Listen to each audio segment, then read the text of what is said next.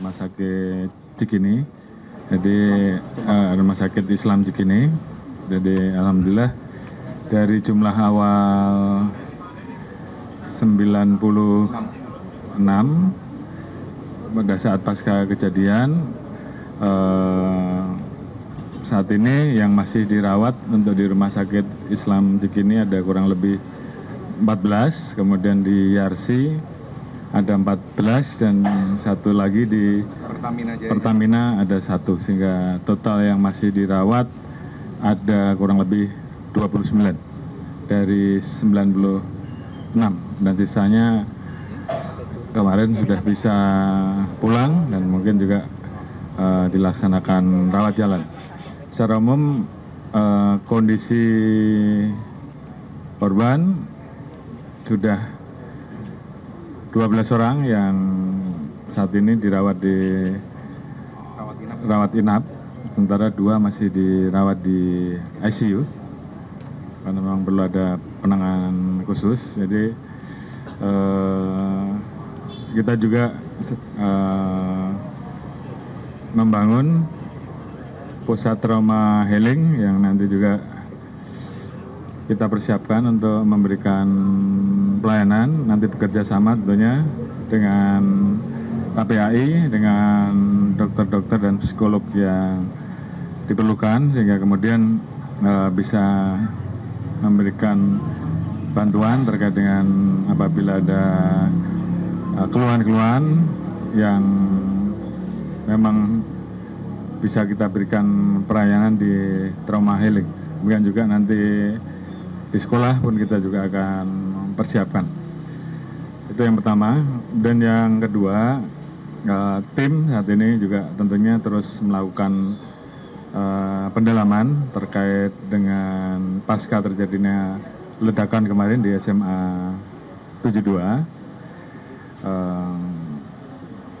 Ditemukan beberapa bukti pendukung yang tentunya ini sedang kita kumpulkan. Ada tulisan, kemudian ada barang bukti serbuk yang diperkirakan bisa menimbulkan potensi terjadinya ledakan.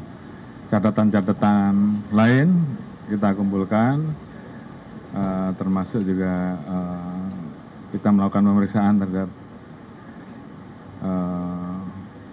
media sosial, lingkungan keluarga untuk mengumpulkan semuanya. Nanti secara khusus setelah lengkap tentunya akan dirilis secara resmi. Namun demikian tentunya sekali lagi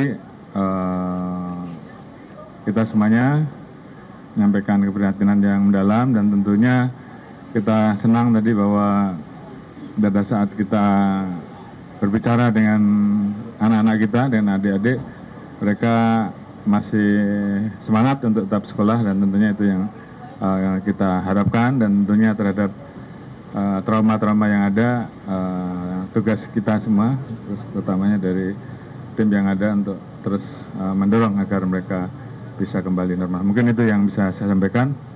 Terima kasih. Wassalamualaikum warahmatullahi wabarakatuh. Dari KPAI ya.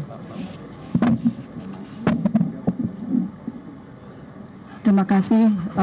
Dari KPAI kami tentu juga menyampaikan prihatin mendalam ya atas kasus ini.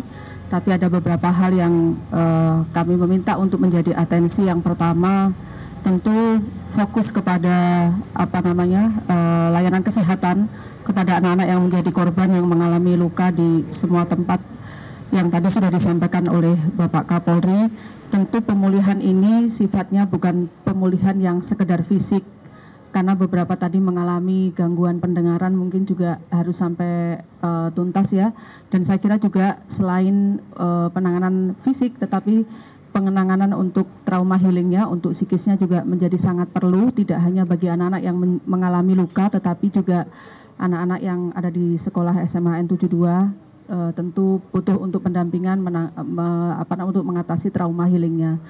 Dan tentu ini saya kira juga perlu menjadi atensi bersama terkait dengan keberadaan kasus yang ada di satuan pendidikan ya, karena kita semua tentu berharap lingkungan satuan pendidikan itu bisa menjadi tempat yang aman, nyaman, menjadi perlindungan dan tempat belajar untuk anak-anak yang tentu ini membutuhkan adanya upaya sistem keamanan, sistem perlindungan dan juga mungkin deteksi termasuk pengawasan terkait dengan barang-barang yang dibawa anak-anak ke sekolah ini tentu menjadi atensi bersama.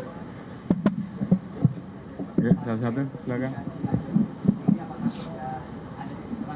Kenapa?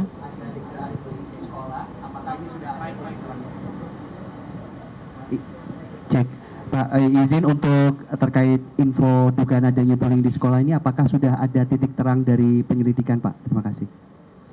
Ya, itu salah satu yang kita kumpulkan juga terkait dengan bagian dari upaya kita untuk mengungkap motif. Artinya informasi-informasi yang terkait yang bisa mendukung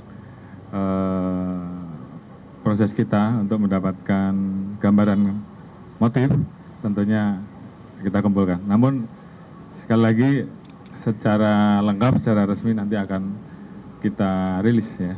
Karena kita sekarang sedang dalam tahap mengumpulkan semua informasi yang ada. Dan mudah-mudahan kita bisa segera rilis dalam waktu yang tidak terlalu lama. Saya kira itu.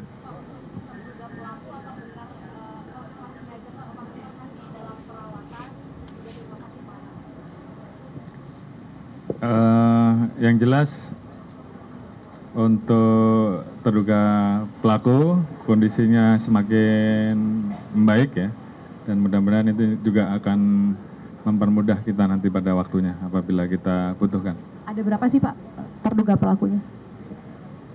Saat ini masih satu yang kita dapati, namun kita tidak berhenti sampai di situ. Kita terus melakukan penyisiran.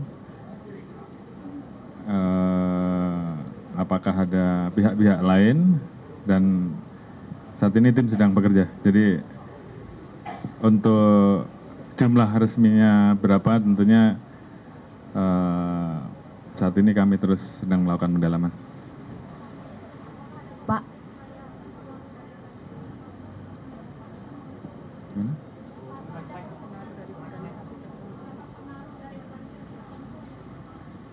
Ya tentunya itu juga menjadi bagian yang kita dalami. Apakah dia ikut paham tertentu, apakah terpapar oleh suatu konten, ataukah mungkin juga hal-hal yang membuat dia tertarik dan sebagainya, dan juga kaitannya dengan apa yang menjadi alasan untuk melakukan itu semuanya sedang kita dalami.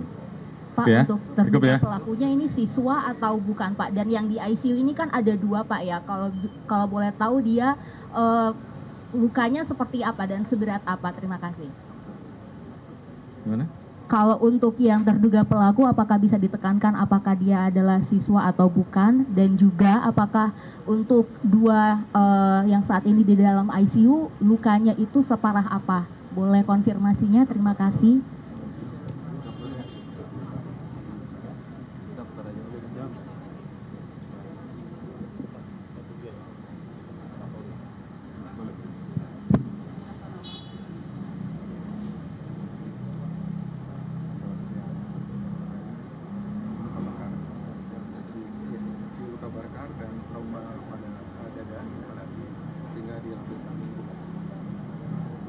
Baik, terima kasih. Terduga pelaku saat ini merupakan salah satu siswa ya di SMA tersebut. Sementara untuk yang dirawat di ICU memang membutuhkan perawatan khusus, tidak boleh berinteraksi dengan masyarakat sehingga kemudian tidak terjadi potensi peradangan ataupun infeksi. Saya kira itu sehingga dibutuhkan isolasi. Oke ya? Oke, makasih.